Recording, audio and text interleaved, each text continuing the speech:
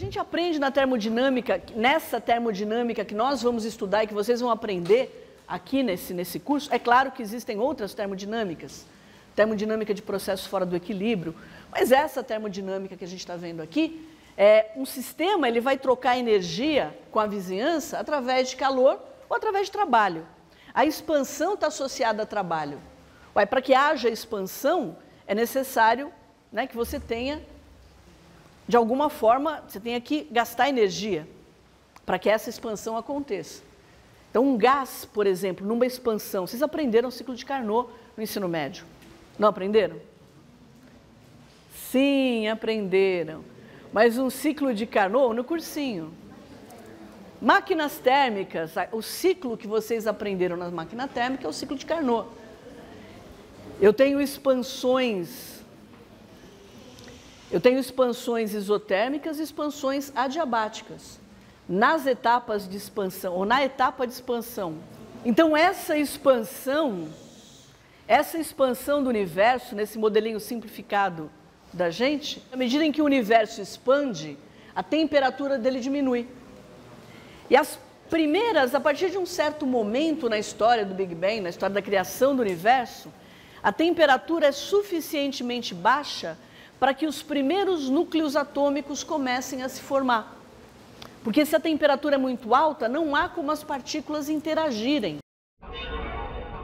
Então, gente, a partir do momento que a temperatura abaixa o suficiente, eu começo a ter a formação dos primeiros núcleos atômicos.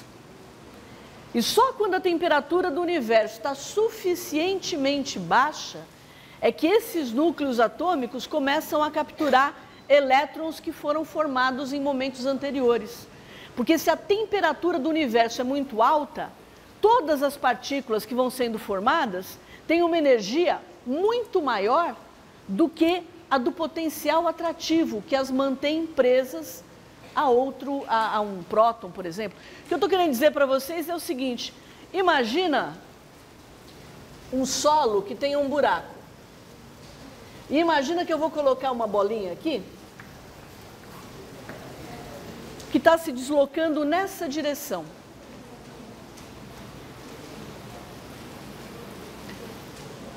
Essa partícula que está se deslocando nessa direção, se aqui for a minha altura h igual a 0, ela só tem energia cinética. Ela tem uma energia potencial igual a 0. Potencial gravitacional, né? Igual a 0.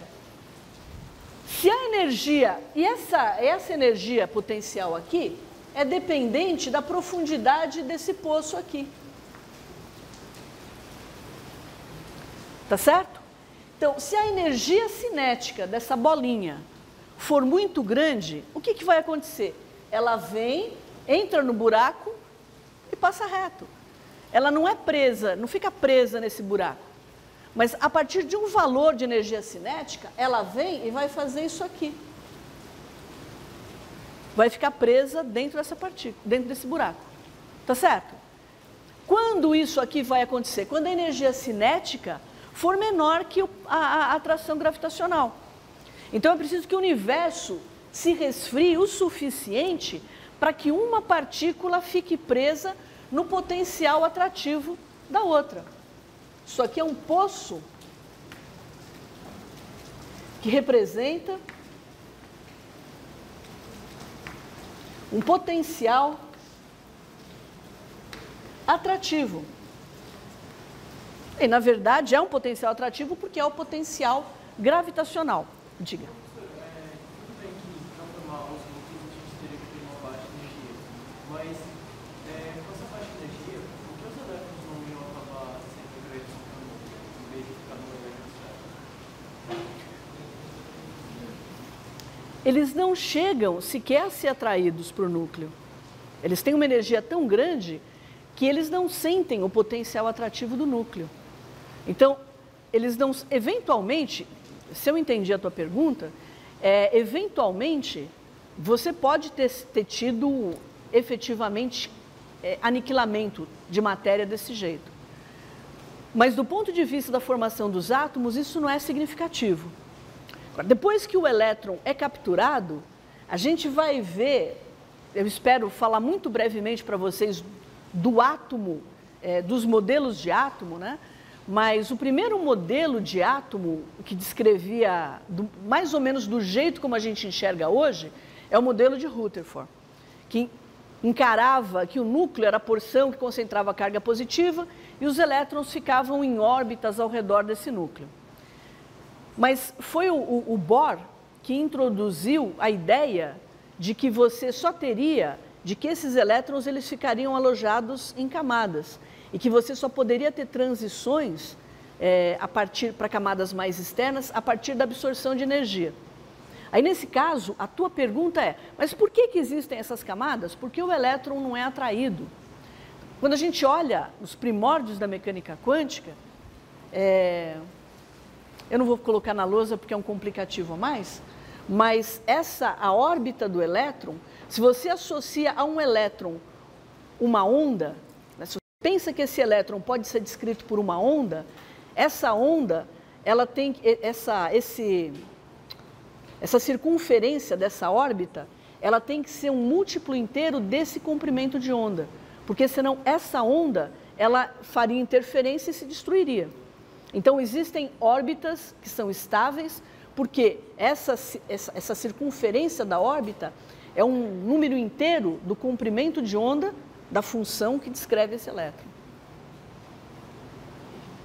A gente chega mais para frente. Eu vou falar alguma coisinha daqui a pouco sobre essa função. Mas vocês entenderam essa ideia aqui? Eu vou usar isso daqui a pouco na ligação iônica. Aí, se vocês não entenderam, nós vamos ter problemas.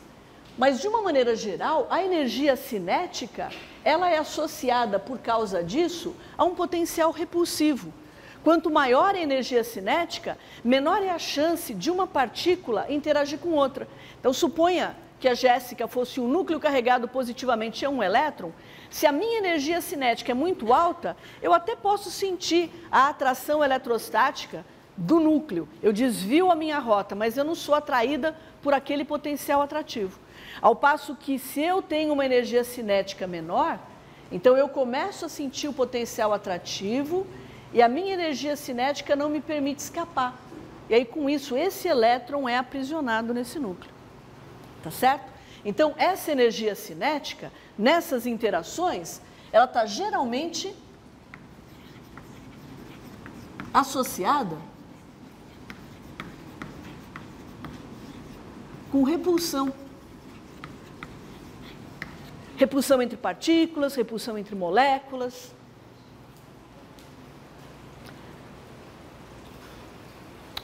Isso explica por que para eu liquefazer determinados gases, eu tenho que abaixar a temperatura do gás. Eu já contei para vocês a história de que alguns gases eram, falando do século XIX, né, eram chamados de gases permanentes. Oxigênio, nitrogênio, vários outros. Eram chamados de gases permanentes. Por quê? Porque você liquefazia os gases, porque naquela época a liquefação ela era feita por compressão. Alguns gases se liquefaziam à temperatura ambiente por compressão e outros não. Aí o pessoal descobriu que se você resfriasse o gás antes de comprimir, em alguns casos você conseguia liquefazer. Aí você pegava esse gás liquefeito, que estava numa temperatura bem baixa, e usava para liquefazer outro gás, que você não tinha conseguido liquefazer à temperatura ambiente. Baixava ainda mais a temperatura, comprimia, obtinha o gás liquefeito. Só que chegou um limite, esse processo chegou num limite. E gases como nitrogênio, oxigênio não podiam, hélio, não podiam ser liquefeitos dessa forma. E por isso, naquela ocasião, de novo, no final do século XIX, esses gases ficaram conhecidos como gases permanentes. Bom, por que eu estou falando disso aqui? Porque, como eu disse para vocês, tudo o que vocês podem pensar em termos de química, em termos de interação entre átomos, sempre vai poder ser descrito como um equilíbrio entre uma força atrativa e uma força repulsiva. No caso da origem dos elementos químicos que eu estou falando para vocês, a força repulsiva é a energia cinética e a força atrativa é algum tipo de potencial. Então, é claro que no caso da ligação iônica, esse potencial é o potencial elétrico. É uma interação eletrostática.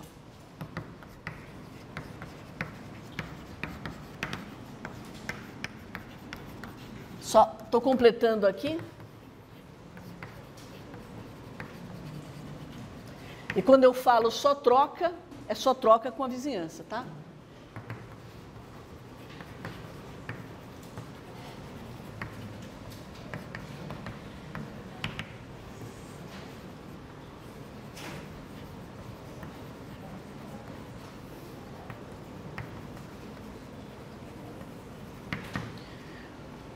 Então, o que eu quis com isso que eu falei para vocês? Eu quero que vocês entendam que os modelos, eles expressam o nosso entendimento, o nosso conhecimento sobre, no caso, que a gente está falando de ligações químicas, sobre a matéria, mas num dado momento do tempo, né?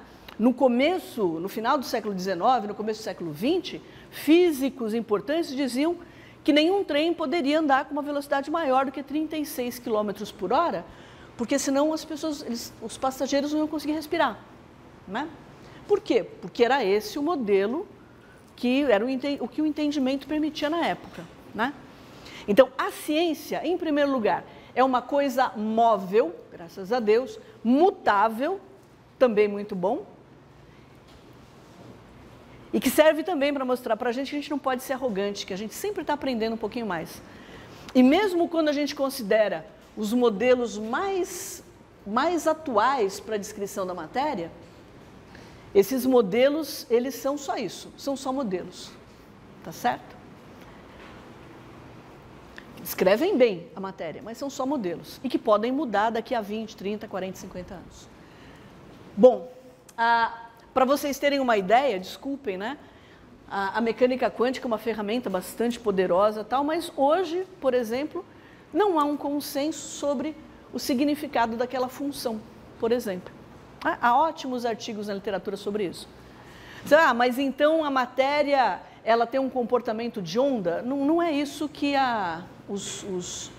quem usa a mecânica quântica acredita, né? O que a gente sabe é que se você usar essa função matemática, você descreve bem o sistema, tudo vai muito bem. Agora, o significado físico dela é absolutamente secundário. Nós adotamos uma postura mais ou menos positivista ao dizer que não importa o significado físico de psi. O que interessa é que psi é uma ferramenta bastante poderosa para descrever a matéria. Vamos voltar a falar da ligação iônica.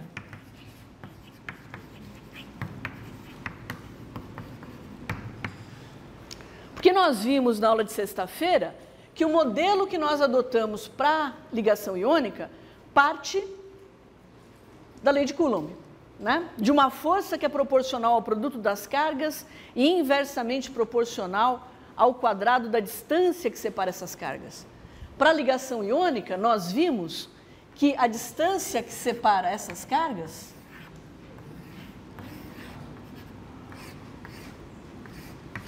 é a soma do raio do ânion com o raio iônico do cátion.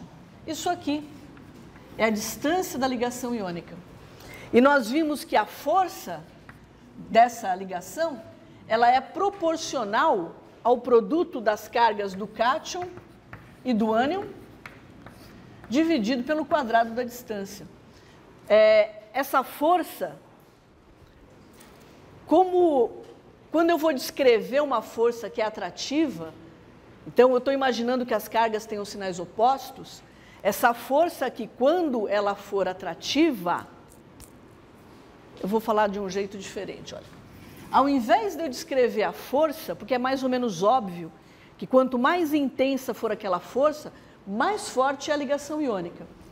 Mas eu vou preferir descrever a força da ligação iônica em termos de um potencial atrativo, que eu vou chamar de U. E o potencial atrativo, U,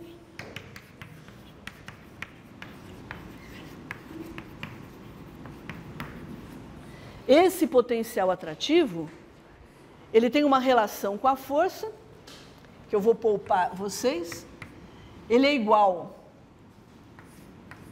também é o produto das cargas. Eu vou tirar isso aqui.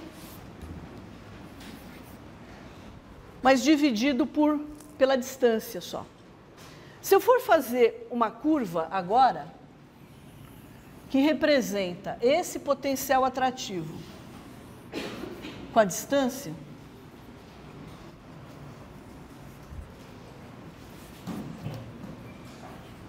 que separa o cátion do ânion,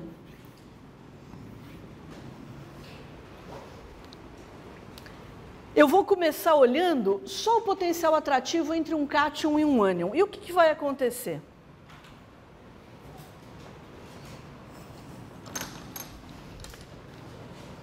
Vocês lembram das aulas de eletromagnetismo, de eletricidade? O potencial atrativo entre uma carga positiva e outra negativa é zero quando? Uma carga positiva e uma carga negativa, elas se atraem, certo? Quando essa força de atração vai ser zero? Hã? Quando o quê? Desculpa. O que é muito distante? Infinitamente distante. Então, quando essa distância, isso aqui é a distância entre cátions, entre cátion e ânion, que eu estou descrevendo um par iônico só, tá? Então, U vai ser zero quando R for infinito. Então, para uma distância infinitamente grande, o potencial atrativo é zero. Aí eu começo a aproximar um cátion de um ânion. Começo a diminuir a distância. Opa, eu coloco o meu medidor de potencial atrativo ali entre o cátion e o ânion. Eu começo a medir um potencial atrativo. Vai ser um número positivo ou um número negativo? Por definição, potencial eletrostático atrativo é positivo ou negativo? Positivo ou negativo? Negativo. Uma carga positiva e outra negativa, mais com menos dá menos. E o que vai acontecer? Vai acontecer isso aqui, ó. Então, isso aqui é um potencial atrativo.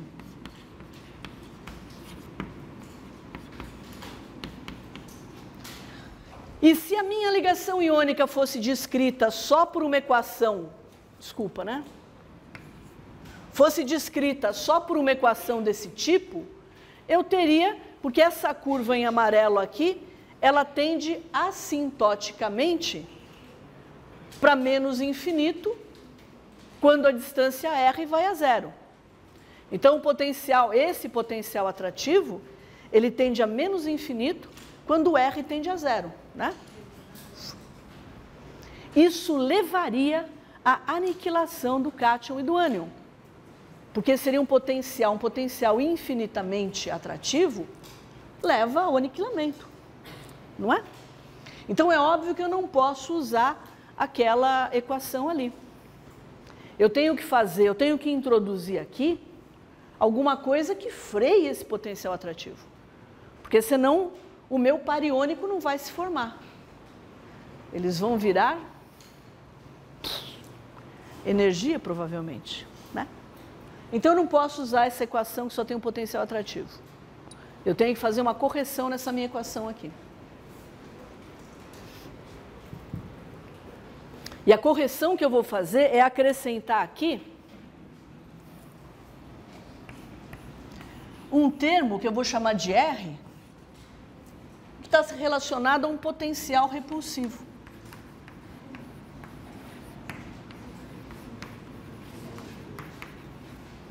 Esse potencial repulsivo, ele vai aparecer porque as cargas, o cátion e o ânion, ao contrário do que Coulomb postulou na lei dele, não são cargas pontuais, têm um tamanho.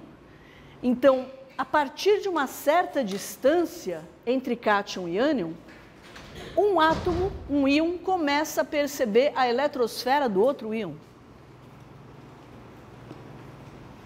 E aí, além da atração eletrostática por causa da carga, começa a existir um outro termo, que é de repulsão, por causa das eletrosferas. Eu não consigo aproximar mais, a partir de um certo ponto, o cátion do ânion. Se eu não consigo aproximar mais, é como se tivesse um potencial repulsivo infinitamente grande.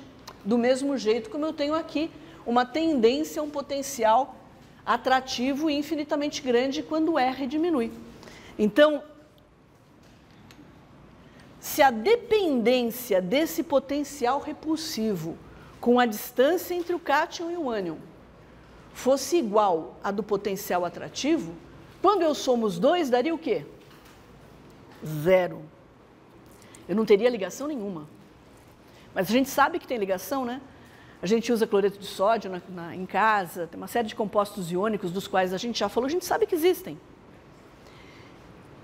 Isso sugere que a dependência com R para o potencial repulsivo seja uma dependência diferente. E eu espero que seja diferente, porque eu espero que a repulsão ela só se manifeste com intensidade apreciável quando a distância entre o cátion e o ânion for pequena, e não em distâncias maiores. Então, a dependência com R deve ser diferente do que eu tenho no potencial atrativo. Então, vamos fazer assim, ó. Esse potencial em verde aqui é um potencial repulsivo.